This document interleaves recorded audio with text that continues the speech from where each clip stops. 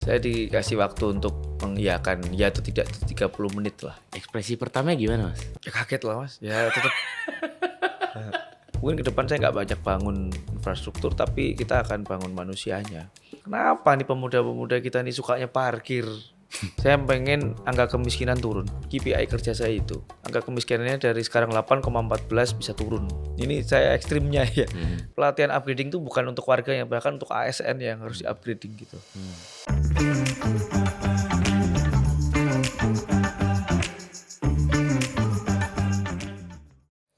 Oke, selamat datang di Surakarta Dictionary. Ini adalah sebuah program kita, sebuah kontribusi menjadi baik. Nah, itu adalah Surakarta Dictionary. Jadi ada sebuah program baru yang kami coba angkat berupa podcast di YouTube channel Surakarta Dictionary. Dan pagi ini, dan kita tag di pagi hari ini di Sekutu Rumah Karya. Terima kasih buat kolaborasinya. Kami diberikan tempat di sini. Nah, saya kedatangan tamu kehormatan. Dia adalah wali kota terpilih, Mas Resparty Ardi. Nah, long story short, saya sebenarnya kenal in person cukup lama gitu, 6 tahun lalu, dan cukup kaget juga gitu dengan kiprah beliau sekarang gitu. Cuman saya mungkin nggak mau banyak ngobrolin memori-memori, tapi saya banyak ngobrolin lebih banyak mengenal sosok Resparty Ardi. Nah, saya langsung aja. Halo Mas. Ya, halo, selamat pagi Mas. Makasih banyak waktunya. Siap, Di tengah sama-sama. kesibukan, saya Nggak yakin. apa-apa, nggak. Wah, thank you banget nih, Ya. Sabtu-Sabtu. Lebih Oke, enak. Mas, ada beberapa bagian yang mungkin saya mau ngobrolin, ya boleh nggak tahu panjang lebar atau Ya, mungkin ya. nanti. Cuma saya santai sih, pengennya saya mengupas yang mungkin sisi lain yang orang pengen tahu juga gitu ya, yang mungkin. Cerita itu awal mula kalau mungkin sekarang jadi wali kota terpilih Ya, terus ya. masuk ke politik tuh gimana sih, Mas? Kalau saya bisa ceritakan ya mungkin kalau secara spiritualnya ya itu takdir gitu ya. Oke. Tapi ini benar-benar memang Qadarullah spiritual. kalau di salah satu Iya, podcast kan iya, sebutnya. iya. Ya, takdir lah, intinya takdir. Jadi saya juga memang berkegiatan politik itu bagi saya memang tidak baru, yang udah lama. Kalau Mas tahu passion atau hobi itu dari dulu memang sebenarnya dari SMA saya udah jadi ketua kelas, MPK, dan dari kuliah, terus ada di KNPI, di HIMI dan lain-lain. Memang sebenarnya politik itu kan tentang seni mengatur ya. Iya.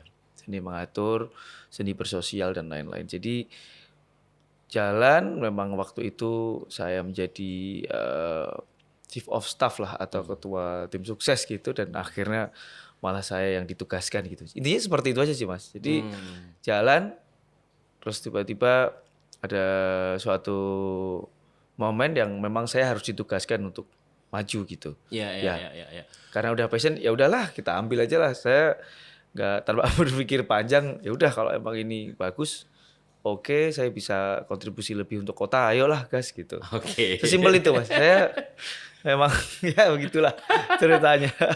Boleh dibilang itu kayak nggak sengaja ya? Iya benar, serius. Nggak sengaja ya? Saya dikasih waktu untuk mengiyakan ya atau tidak 30 menit lah intinya. Untuk tanya ke istri, ke orang tua. Wah, bisa jadi sebuah film tuh, Mas. 30 30 menit kata iya. Ini saya belum cerita ke podcast yang lain. Oke. Jadi gitulah. Kasih kesempatan. Ya udah, ayo. Ya udah, ayo. Gitulah. Karena saya mungkin dari 2017 ya udah. Iya. Saya waktu itu ngikut Pak Anies Sandi, waktu itu saya di timnya Pak Sandi, saya belajar.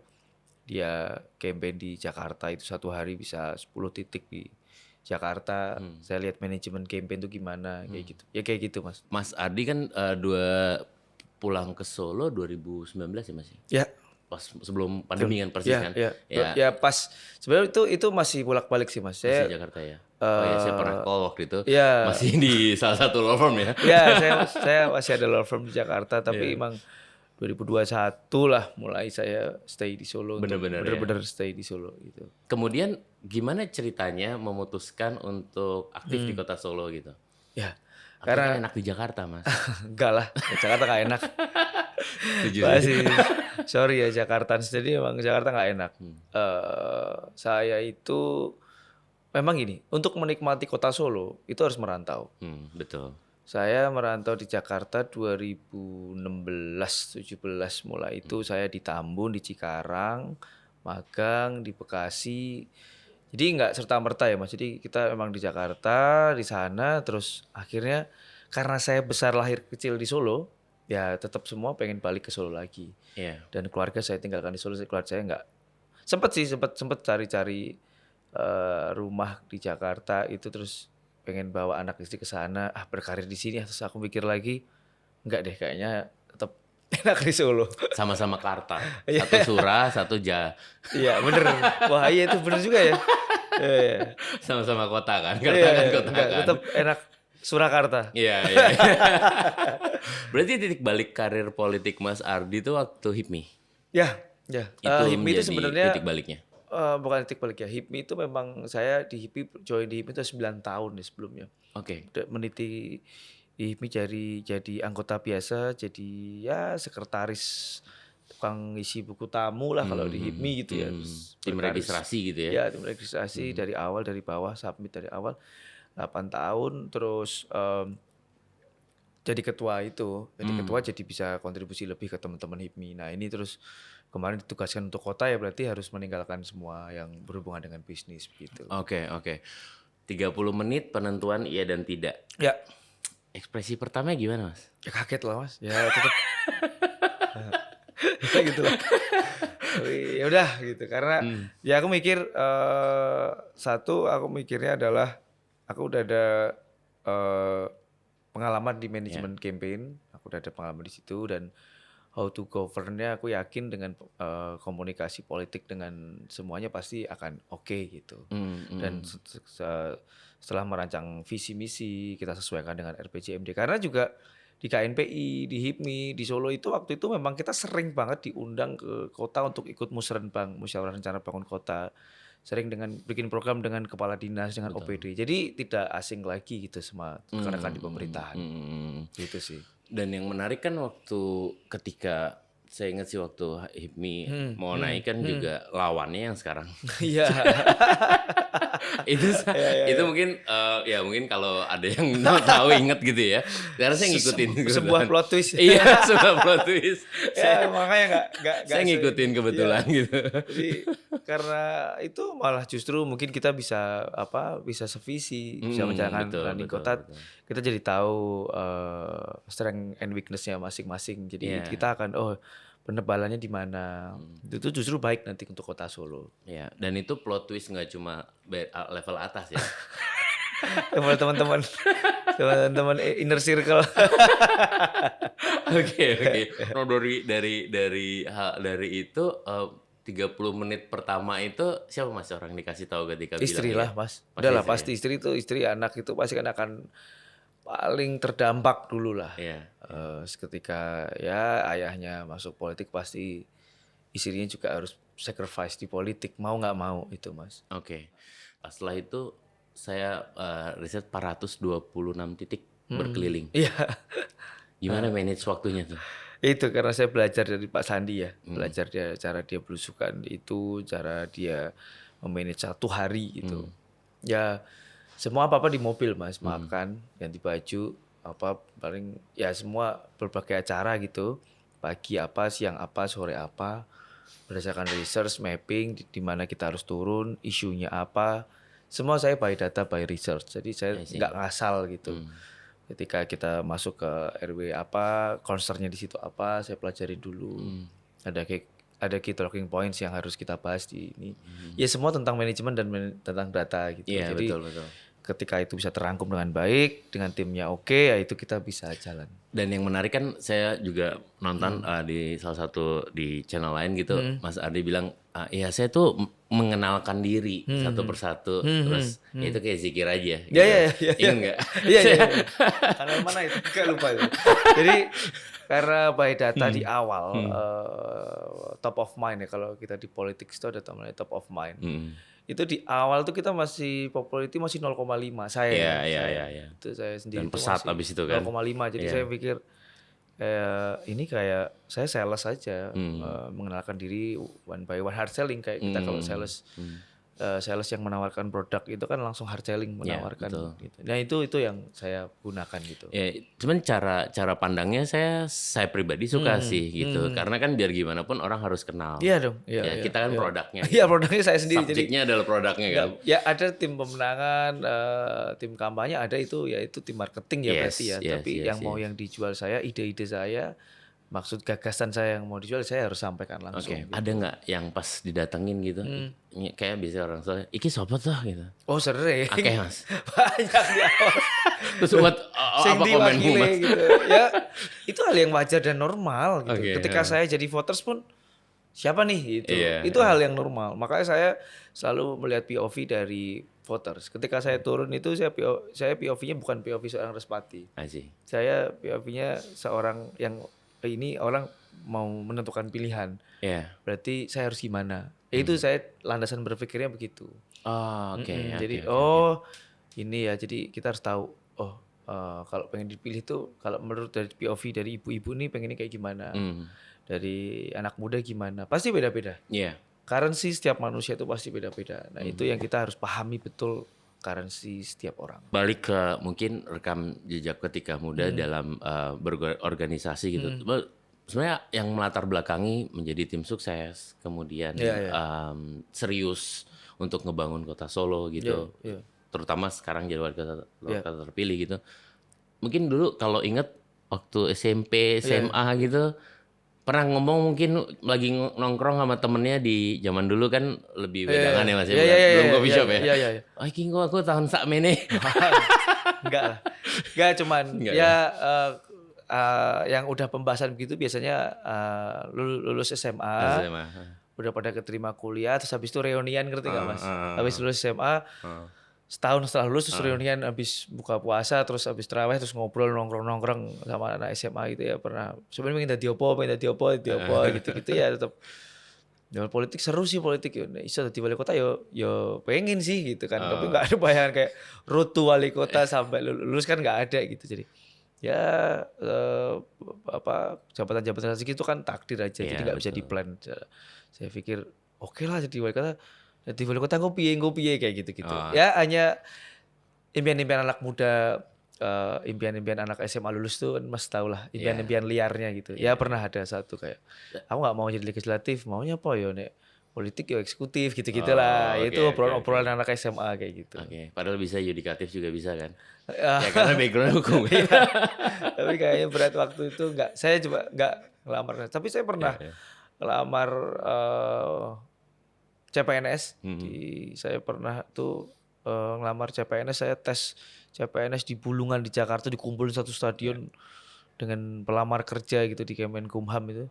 Ya nggak keterima, tapi udah tahap akhir akhirnya nggak keterima. Pernah ngelamar ASN juga CPNS. Jadi emang sebenarnya latar belakang terjun ke politik tuh karena pengen coba gitu ya?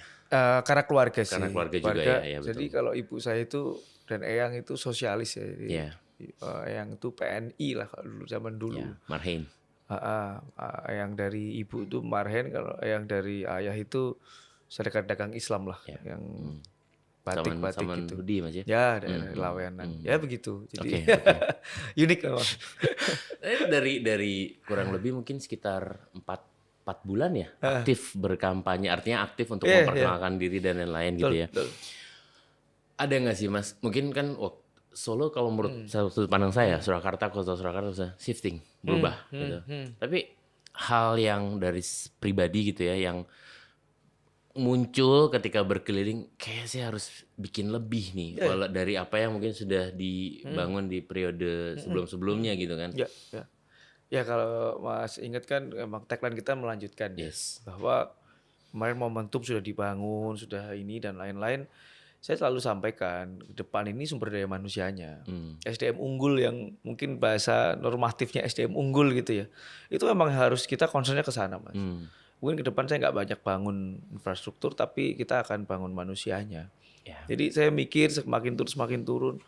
Kenapa nih pemuda-pemuda kita nih sukanya parkir gitu. Ini kenapa nggak bisa menaikkan taraf hidup. Dan langsung tuh waktu saya dapat kesempatan wedangan bareng Pak Jokowi itu, beliau waktu sudah nggak jadi presiden, saya cuma tanya Pak, saya pengen satu Pak, ketika masa jabatan nanti selesai, purna gitu. Saya pengen angka kemiskinan turun. KPI kerja saya itu. Saya Surakarta. pengen Solo angka kemiskinannya dari sekarang 8,14 bisa turun. Saya belum berani ngeset berapa threshold angkanya, tapi saya pengen turun dari 8,14. Itu mimpi saya, Mas. 8,14 lumayan tinggi. Lumayan. Makanya Iya. ini angka kemiskinan di Solo ini harus turun. Tapi berdasarkan analisa 8,14 itu karena peluangnya kecil atau karena kadang kan juga etosnya gitu Iya, ya. iya, iya. Nggak boleh kita nggak Nggak boleh apa-apa, nggak menghilangkan apa-apa. itu kan Nggak gitu. apa-apa. Ini kita diskusi ya. Jadi uniknya nih, Mas. Ada salah satu company swasta, bahkan perusahaan internasional lah, Yes. marketplace gitu di Solo. Itu dia buka tenaga kerja itu 3.600 karyawan. Betul. Tahu nggak yang berKTP Solo berapa yang bisa kerja di situ? 10%? 8%. Oke. Jadi memang orang-orang Solo, anak-anak muda Solo ini nggak tahu. Saya nggak tahu kenapa nggak mau kerja rutin gitu, nggak mau kerja dapat salary yang oke, nggak mau, lebih suka jadi pekerja lepas dan lain-lain. Ini memang fenomena karena Solo banyak pertunjukan dan lain-lain. Ya kalau kemarin saya ingat konsernya Aditya Sofyan tuh dia cerita dia pernah tinggal di Solo kan. Saya masuk. Solo ini enak banget buat domblong katanya, Mas. Buat melamun gitu. Iya, betul. Oke, it's okay, nggak apa-apa. Ini emang kota untuk dinikmati untuk itu. Tapi manusianya, orangnya, anak mudanya, ya terus harus punya kesempatan kerja yang lebih gitu. Makanya dalam saya menyusun ini nanti kemarin rapat, visi misi, saya ngobrol dengan pemerintah, harus program utama harus berbasis penciptaan lapangan kerja. Apapun penjabaran program dari berapapun, saya pengen ada namanya rumah siap kerja. Yang gimana caranya anak muda kita harus kerja, intinya itu. Saya goalsnya apapun kerja. Semua bisa terwujud, semua bisa ngomong, semua punya ide gagasan dan lain-lain. Tapi kalau nggak kerja, ya itu sulit, Mas. Oke. Ya, cuman kadang mungkin dilemanya adalah ketika dibukakan mau atau tidak. Nah, gitu. itu harus Takutnya kan dorongan, yang harus ada menyerap trigger. kan justru kota-kota satelitnya biasanya. Ya, nggak apa-apa. Jadi konsep saya gini, nggak harus kerja di Solo. Lulusan SMA, SMK kita kasih short training 3 bulan atau 6 bulan untuk bahasa Inggris. Kalau perlu kita kirimkan ke luar negeri, bisa di Jepang, bisa di Korea. Sekarang di Australia ada visa working holiday. Yes. Kita bisa kirim ke sana. Anak-anak muda kita tuh, saya nggak melulu, oh ayo buka investasi di Solo, buka pabrik harus kerja. Enggak. Kita sesuaikan memang minat bakatnya orang Solo ini apa. Dari di rumah siap kerja nanti kita pengen tarik data dari potensinya anak Solo ini apa. Talenta-talenta yang keren orang Solo ini malah harus kita kirim ke luar negeri, keluar kota pun nggak masalah. Solo ini harus merantau. Kalau yang 40 tahun ke atas, 50 udah terlanjur kerja di Solo, saya akan jaga, saya akan rawat kota Solo ini. Tapi untuk angkatan baru nih, 2030 kita bisa bicara bonus demografi. Ya ini orang-orang Solo ini kita harus benar-benar harus kirim keluar kota, luar negeri. Ya, dan Solo jadi hubnya. Saya nggak pengen anak-anak Solo juga tetap kerja di Solo, nggak. Saya pengen anak-anak Solo ini bisa berkarya di manapun, nanti bisa kembali ke Solo. ya, dan menariknya ini juga jadi concern saya terhadap ya saya juga pengguna Ya. teman-teman di Solo Ya. gitu kan. Iya. Paham saya. Dan saya di industri kreatif gitu Ya, ya. Nah, ya. cuman terkadang problemnya adalah mereka pilih untuk ya kita tahu UMK-nya kan Ya, mungkin nggak beda lah sama kota. Walaupun kebutuhannya juga beda gitu. Benar. Dan fasilitas di kota ini juga beda. Cuman kan terkadang tuh ketika dia move dari kota ini, artinya ada yang ditinggalkan yang harusnya diisi gitu kan. Ya. Nah, kalau misalnya hal itu terus terjadi, artinya kota ini kan jadi sedikit mati suri gitu ya. Ya. Jadi gini.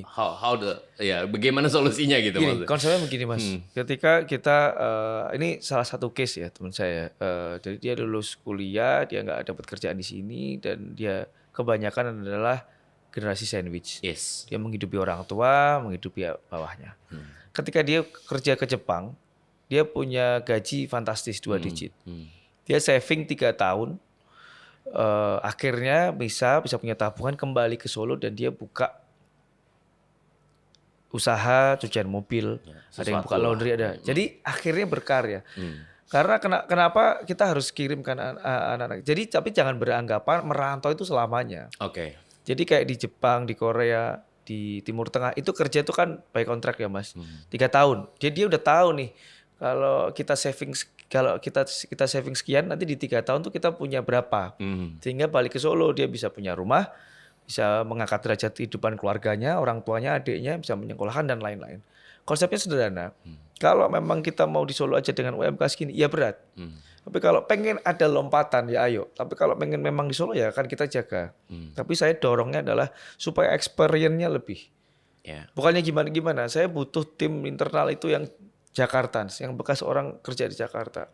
Dia time schedule-nya oke, etos kerjanya oke. Ini fakta kok. Saya nggak akan menutupi. Tapi ini mau nggak mau gitu. Yang kita harus jaga. Itu tetap nanti kita akan mencoba bisa mereka punya kesempatan yang lebih baik untuk mengangkat derajat hidup keluarganya. Bahkan saya siapin itu namanya juga rumah lansia yang sekarang ada di Panti Wereda itu akan kita make up lebih bagus lagi.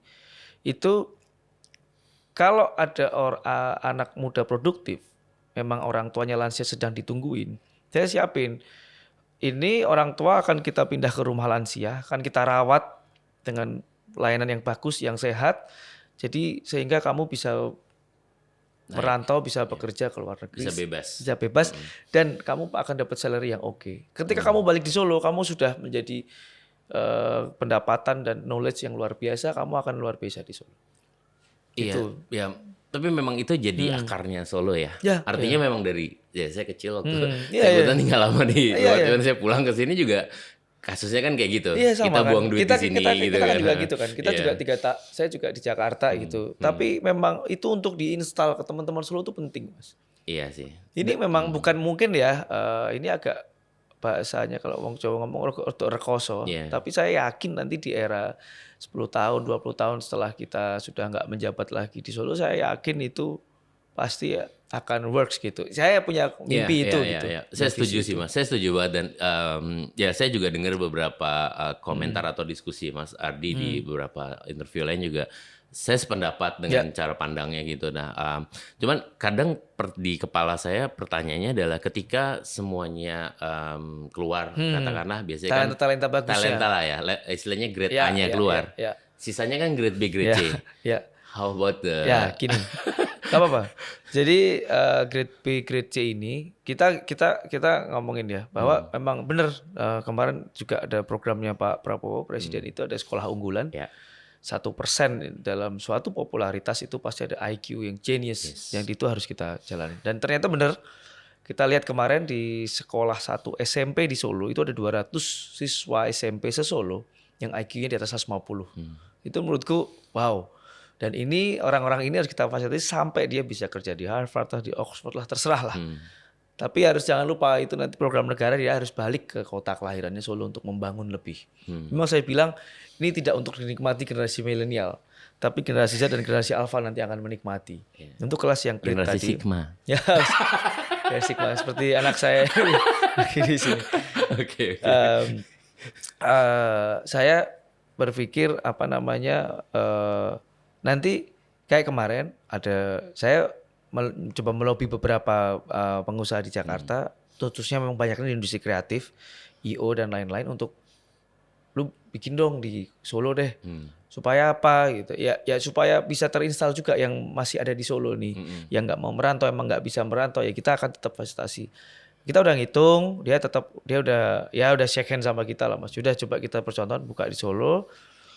Bahwa satu karyawan di Jakarta di Solo itu bisa dapat 3 karyawan, kita convert di sana. Nah ini yang nanti juga saya akan coba duplikasi banyak seperti itu supaya ini loh perusahaan dari Jakarta ke sini bagus nih, etos kerjanya bisa terangkat pelan-pelan. Jadi secara paralel, secara stimulan orang yang memang mau merantau itu good, bagus banget, dia mau bisa mengangkat derajat perekonomian keluarga.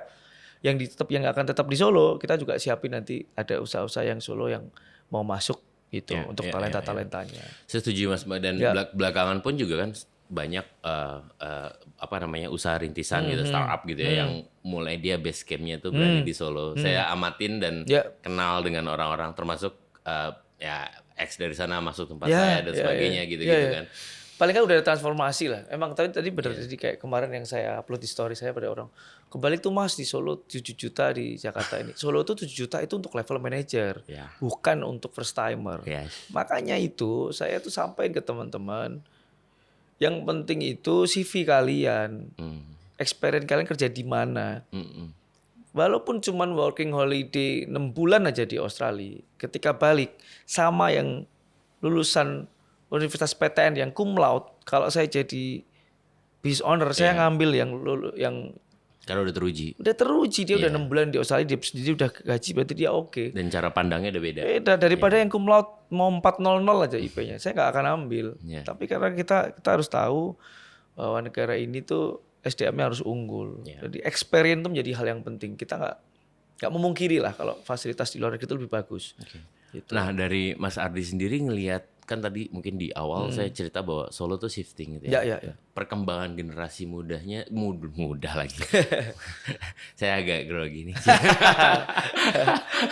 Nggak, generasi mudanya itu seperti apa tuh kondisi sekarang Mas? Kritis, Kita nggak Mas. ngomongin soal satelitnya ya gitu ya. Di Solonya tuh sebenarnya kritis Mas. Udah punya, ya kalau bahasa gaul sekarang udah culture lah. Saya seneng lah. Secara looks udah oke nih. Udah ada peningkatan gitu, karena mungkin keterbukaan digital dan lain, ada transformasi dan lain-lain. Udah oke kok Mas. Tapi yang saya khawatirkan adalah anak-anak muda yang pesimis, yang cuman pengen parkir, yang pengen mungkin ya nggak pengen berkarya lebih gitu. Mendang-mending. Kalau mendang-mending ini yang nanti juga kita coba, ayolah. Kita rangkul, saya nggak akan misalkan siapapun, tapi saya pengen tetap, ayo kita bareng-bareng yuk. Kalau untuk kita kalau kamu memang pengen pekerjaan sebagai jasa di sini, jasa IO, jasa mungkin banyak sekali sekarang, makeup artist, fotografer, ya ayo kita aktivasi. Karena kalian ini marketing kota, saya brand ambassador kota, tapi kalian juga marketing kota. Kalian punya komunitas, ya ini harus kita jaga bareng-bareng. Spiritnya Kota Solo tuh harus jadi aman dan nyaman. Saya sampaikan ke pihak kepolisian, Pak, nanti saya kita berupaya semaksimal mungkin untuk zero criminals di Solo. Itu hal yang nggak mungkin, tapi ayolah kita bareng-bareng. Ketika di Solo nanti bisa kelihatan kalau di Solo tuh naruh sepeda nggak hilang loh. Kemarin gue ketinggalan handphone di mana nggak hilang loh. Di Solo aman, di Solo ini. Nah itu nanti lama-kelamaan orang kayak akan lebih jatuh cinta lagi di Solo. Kemarin yang orang-orang Jakarta teman saya yang mau buka di Solo tuh, dia setelah kita ada project di Solo 3 minggu, kangen Solo loh gitu. Orang Jakarta gitu. Berarti kan ada peluang nih. Emang ayolah Solo biar tetap seperti ini. Dengan manusia yang unik, dengan vibe yang oke, dengan romantisme kota, dengan rasan-rasannya. Emang ini harus kita lestarikan, tapi emang dengan cara yang lebih baik, supaya kota ini ditinggali lebih nyaman gitu. Ya, dan menariknya juga sekarang kan orang-orang khususnya generasi muda, mereka pilih stay di Solo tapi bisa beraktivitas di mana aja. Online. Boleh banget. Kemudian itu. Work from Solo. Dan secara traffic pun juga sekarang udah enak kan di sini. Dan kan ada tol lebih gampang, pesawat juga Jakarta lebih gampang. Kemarin itu dari Invia Group dia cerita tuh, desainernya atau beberapa karyawan juga work from Solo. Yang pekerjaannya by remote, dia kerjanya di Solo.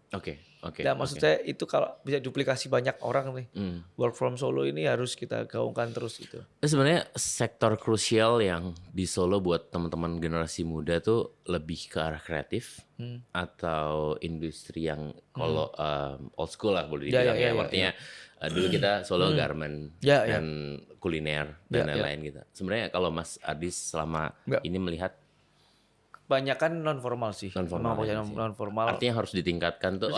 Jadi peluang barunya tuh aktivasi tuh. Kota saya ada satu program tuh Semara Event, kota 1000 event dengan 1000 event, tajuknya memang suatu kegiatan eventual itu memang harus dihidupkan terus di Solo. Bahkan kita lagi mulai narik data, intinya eventnya kan kita skala kecil, menengah, besar. Kecil tuh di kampung-kampung Karang Taruna tuh saya pengen ngajarin mereka, komunitas Karang Taruna itu bikin deck, bikin how to pitch, bikin PowerPoint, bikin ini. Jangan cuman bikin PowerPoint kayak minta sumbangan, tapi kalian tuh bisa sebenarnya nggak pakai Canva aja udah bisa gitu. Itu kalian nanti kita ajarin nih cara bikin proposal seperti apa, cara pitching ke swasta supaya ini apa. Karena event-event di kampung-kampung juga oke-oke, nggak harus yang menggelegar. Iya. Event tuh bisa berskala sampai di tingkat kampung, di kelurahan. Kalau Iya. kalian mateng, konsepnya bagus, justru itu akan menghidupi ekonomi sekitar. Seperti kalau saya perhatiin tuh Sondakan Art Festival Nah, tuh kan. Itu iya. hampir setiap weekend loh. Kadang Nah, rock, makanya. kadang keroncong, dangdut. Kalau kita nggak datang, kita nggak intervensi, kita nggak bisa keberpihakan ke mereka juga sulit. Kita Iya. harus datang. Yuk, butuh apa, scale up-nya kayak gimana, supaya skalanya lebih bagus seperti apa, seperti itu. Iya. Dan sorry, contekan saya habis. Nggak, saya bercanda. Dan kalau dari Mas Adi ini kita ngomongin terlepas dari sebagai pejabat publik. Iya. Sebenarnya kalau dari diri sendiri sebagai wargi Solo nih, apa sih yang pengen, kan masih generasi milenial dekat dengan Gen Z, sama Gen A ya, punya anak juga sekarang masih generasi yang baru ya. Sebenarnya kalau dari segi pribadi apa sih yang pengen dikasih buat Solo? Artinya pengen ngapain sih sebenarnya Solo itu? Pengen melakukan sesuatu, men-scale up, baik itu tenaga kerja pemerintahan dan warganya. Intinya itu aja, Mas. Saya pengen potensinya besar ya. Potensi besar. Bahkan kalau menurut saya pelatihan upgrading itu bukan untuk warganya, bahkan untuk ASN yang harus di-upgrading gitu. Ini saya ekstrimnya ya. Dari tim ASN yang harus di-upgrading, bukan hanya warganya. Itu harus. Karena kita cuma pelayan, Mas. Kita tuh fasilitator. Ini ada anggaran segede begini nih. Saya nanti akan buka tuh anggaran. Saya akan sampaikan diskusi ke publik. Upon government itu dimulai dari Solo. Kita akan tunjukkan. Pak Prabowo udah sampaikan anggaran dipersempit. Kalau pada ngeluh kan ini gimana nih kementerian ini penganggaran. Justru menurut saya momentum. Yang namanya pengusaha itu kita budget tipis, kita bisa dapat berimpact segede mungkin. Ya udah, ini anggaran dari pemerintah emang sekian, kita buka. Itu modalnya lah. Itu modal, anggaran dari APBD itu modal. Dan ada dari pajak, dari ini, mereka juga yang bayar. Semua itu kan tentang gini ya, balancing. Ya, fixed cost dan variable cost. Kalau kemarin banyak yang ngeluh, coffee shop Selamat Riyadi, ketika kita tagih pajak, ngeluh. Kok ditagih pajak dan lain-lain. Ya mohon maaf, penerangan jalan, trotoar yang lu pakai jualan, itu punya siapa? Punya negara. Ayolah kita sama-sama. Tapi kalau kita duduk bareng, tapi kalau kita cuma suratin, hey lu harus bayar pajak, nggak bisa, Mas. Mas lu harus datengin.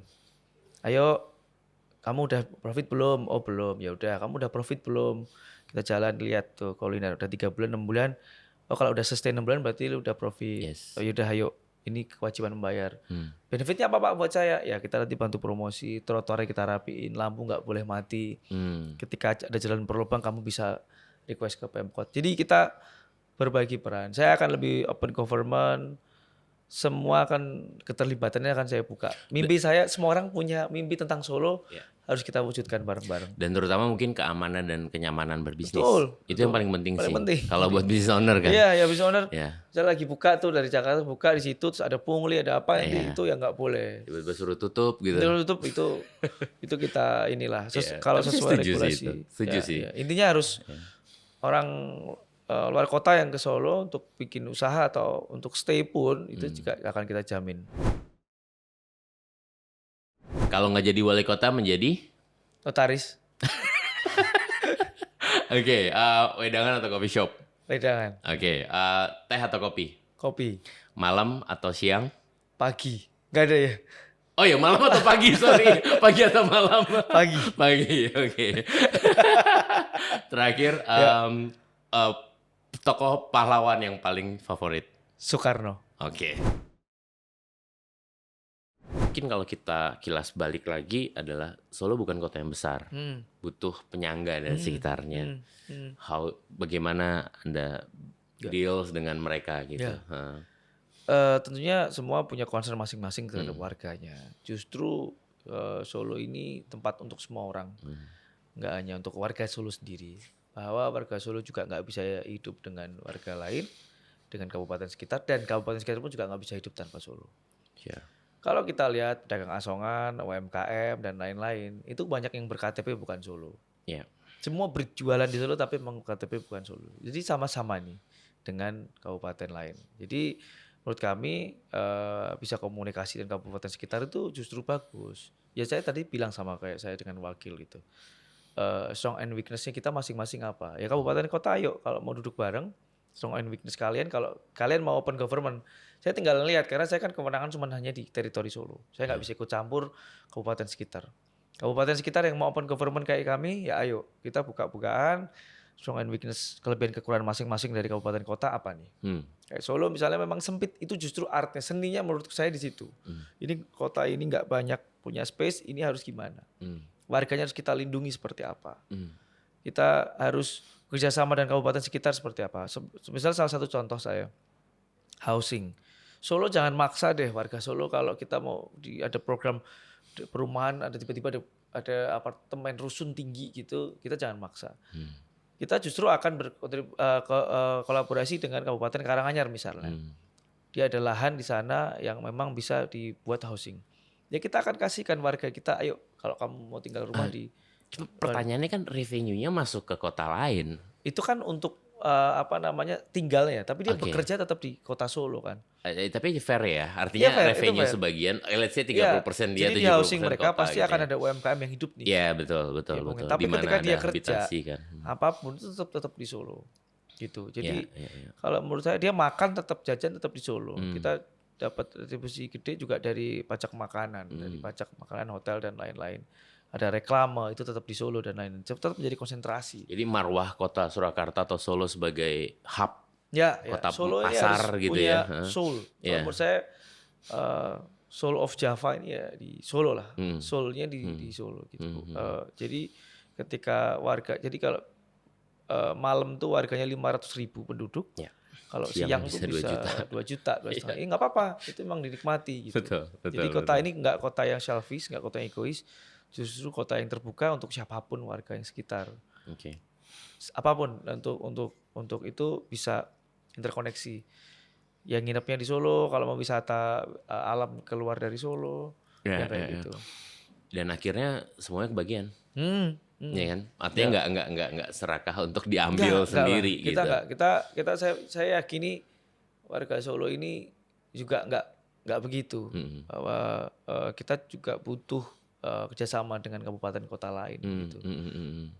Ya bahkan sampai saya bilang Surakarta dan Jakarta itu harus connect gitu. Connectnya apa? Dalam hal apa? Dalam hal karyawannya.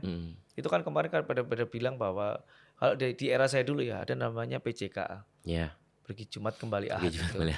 Kerjanya di Jakarta tapi numpang duitnya di Solo. Oke juga sih ini. Kita kan kalau memang itu jumlahnya banyak, kita fasilitasi khusus bus gratis untuk mereka pulang pergi itu akan oke banget. Livingnya tetap, keluarga tetap ditinggal di sini. Tapi dia gaji di Jakarta, dia pasti transfer di sini. Itu ada dana transfer di pertumbuhan ekonomi Solo, putaran di sini. Dan itu penting sih. Karena memang Solo ya SDA nggak ada kan. Ya kita nggak ada. Punya cuma manusia gitu kan ini ya. Nyawanya itu Solo tuh di manusianya. Jadi jangan main-main nih sama manusianya Solo ini. Jadi nggak hanya jangan bangun infrastruktur aja gitu, tapi bangun manusianya. Itu penting. Ya, mungkin tinggal menjaga aja ya infrastrukturnya, mengembangkan supaya ya mungkin lebih terus jadi nih meningkatkan misalnya, gitu. Banyak tuh kayak pasar Jongke, pasar IKM Mebel. Lokananta gitu ya. Ini harus berarti Lokananta ini berarti harus kita aktifin nih. Manusianya bisa aktif gimana, sesuai marketnya gimana. Ya, dan balik ke soalnya ya mungkin ini jadi pembahasan akhir-akhir saya gitu Mas. Terakhir saya adalah ketika generasi muda di sini tumbuh dengan kalau saya nyebutnya memindahkan kota besar ke Solo, menurut saya juga nggak pas gitu kan. Kita nggak akan bikin gunung-gunung. Saya nggak ngomong Jakarta lah gitu. Maksudnya secara Solo ini culture, secara apapun gitu. Tetap jadi Solo living itu penting. Solo living, oke. Jangan sampai kita tiba-tiba terus bikin kita bikin gedung Cakar Langit di Solo. Enggak lah. Dan pembangunan nanti saya pengen itu banyak di Solo Utara, Solo Selatan. Jadi saya punya urban plan-nya waktu Belanda gitu. Jadi kalau mungkin Karsten ya dulu kalau salah. Ya, jadi sebenarnya kalau lihat Solo itu kayak katanya ya, itu kayak Melbourne. Jadi ada sungainya kecil, ada jalur kereta di tengah. Jadi ada inner loop lah kalau kita ngomongin kota. Nah, ini inner loop-nya kita buat pembangunannya di inner loop ini. Nanti yang lain itu mungkin bisa menyesuaikan. Ya. Dan kalau saya perhatikan juga emang sudah dibentuk area tinggal tuh di sekitarnya kan, gitu. Bukan di tengah gitu. Bukan di tengah. Tengah memang aktivitas ekonomi aja. Aktivitas ekonomi, betul sekali. Oke, mungkin ini pembahasan terakhir Mas. Jadi pejabat publik ada yang berubah nggak dari seorang Resparty Hardy? Waktu yang menjawab. Oke. Tapi kalau dari respon saya terakhir saya direct message gitu, kaget juga. Oh cepet juga nih, nggak ada yang berubah kayaknya nih gitu. Enggak lah, sama aja Mas. Tapi kalau dalam sudut pandang, artinya kan Ya, Mas Ardi kan ya. pasti gini Mas, sudut pandang ya. Hmm, Kalau kemarin kita fokusnya waktu di luar pemerintahan jadi warga pada umumnya ya profit oriented lah, cuan lah. ya. Itu pastilah kami bisnis, ya kami punya profesi pasti dapat gimana keuntungan sebesar-besarnya. Lalu pergi ke luar negeri liburan udah. Gitu kan. Pulang Solo turu. Solo tuh. Tapi jujur kalau sekarang ya jadi kita punya amanah, punya kebijakan, punya saya ngomong apa, kebijakan apa itu menentukan arah kota, hajat hidup orang banyak. Saya pikir kalau nanti 5 tahun insya Allah lancar semuanya ya Amin. mungkin 5 tahun ini saya akan fokus untuk kota gitu. Ya tenaga waktu pikirannya untuk kota gitu. Saya Berarti udah tanya, cara pandang untuk wedangan gitu masih ya? masih itu cara pendekatan untuk mendapat aspirasi cepet sih Mas menurut saya. Aspirasi wedangan itu tetap menjadi hal yang utama. Tapi maksud saya yang lebih saya concern adalah kebijakannya harus sekarang untuk masyarakat banyak, Ya. tidak untuk kelompok atau golongan tertentu. Oke. Tapi di podcast sebelumnya juga saya sampaikan bahwa di Solo harus menjadi kota yang dinamis, nggak hanya salah satu golongan, bahwa Solo menjadi kota toleran, benar-benar Solo ini bisa dinikmati oleh semua orang. Oke. Impian saya. Oke Mas, buat penutup satu kata atau satu kalimat Mas Ardi dari kecil kemudian kuliah S1 di Solo ya Mas Ardi? Satu di Solo, Di Solo S2 di ya, S2 Jogja. di Jogja ya. Nah, satu kata yang mewakili atau satu kalimat juga boleh. Kota Surakarta ini dari Mas Ardi secara pribadi apa Mas? Solo itu kota yang punya nyawa, Oke. yang terdiri dari beberapa unsur, manusianya terutama, dan pendukungnya semesta, keadaan iklim, tanaman, dan makhluk hidup. Dan bangunan itu sebagai penopang dari jiwa yang dimiliki oleh kota Solo. Oke, thank you Mas Ardi. Soalnya Mas Ardi Laskar Sambar Nyawa. Iya, betul. Saya suka sering nonton. Oke, terima kasih udah nyaksiin Surakarta Dictionary Mas Ardi. Ya. Makasih banyak Mas. Terima waktunya. kasih, thank you. Thank you, Mas. Terima kasih. Oke, kita Terima kasih. terima kasih.